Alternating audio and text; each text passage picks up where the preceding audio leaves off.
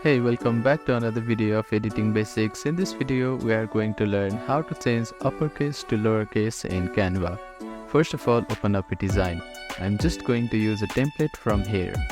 Now go to the text and add the text here. To change this text to the uppercase or lowercase, you need to select the text box and click on the uppercase button, which is at the top navigation bar. Now we can see that the text has been changed into the uppercase. To make into the lowercase, you need to simply click on this box again. You can do the same for others also.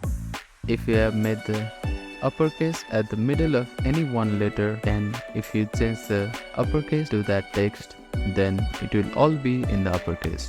But if you choose to do it in a lowercase, then it will still be the same. You can also do this by selecting all of these three and clicking on it.